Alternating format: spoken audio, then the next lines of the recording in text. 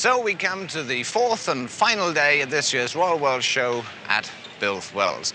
Everyone assures me it's been one of the best shows ever, and certainly the quality of entries, especially the livestock, has been absolutely excellent. Nonetheless, there's no avoiding the fact that the numbers of people haven't turned up here in quite the same strength as last year. It'll be 8 o'clock tonight before the organisers finish adding up all their sums and the petty cash.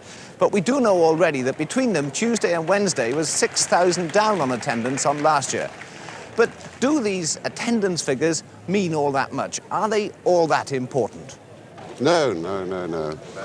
What matters is whether people enjoy themselves, or whether it's a good show, whether the quality of stock is good. And I think this year we've had excellent stock and everybody seems to be very happy. But surely you must have a break-even figure on attendance. Well, our budget figure is 120,000.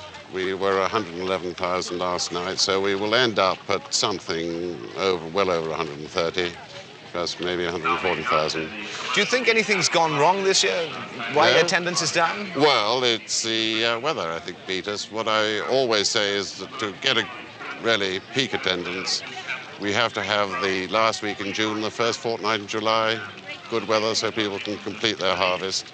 This year, of course, it was wet, and the farmers, quite rightly, are staying in the hayfield.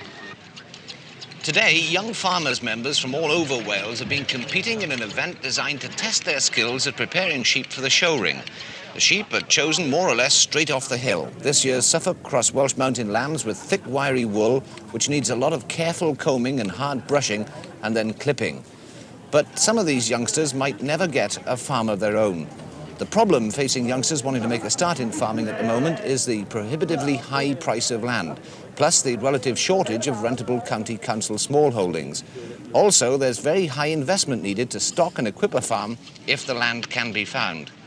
Well, how anxious is the YFC movement about the difficulties faced by members trying to get a place on the first step of the farming ladder? I think one of the things that we are very conscious of is the need for the availability of small holdings. I think this is a great opportunity for people to get in on the first rung of the ladder, as it were, as you've just mentioned. And I think this is very important throughout Wales. There are a lot of opportunities within county councils in their small holding policy for young people to get in. But I think one thing I would like to say, I think it is very important once they're in there and they acquire additional land, then possibly they should give up their tenancy of the small holding to make it available for other people, young people, to get in. But what sort of support is the movement giving young entrants into the industry? Well, we have very good cooperation between our local authorities and the Ministry of Agriculture and so forth. And I think that we have made representations, we've spoken to them about it, they're very well aware of what is facing, the problems that are facing our young people.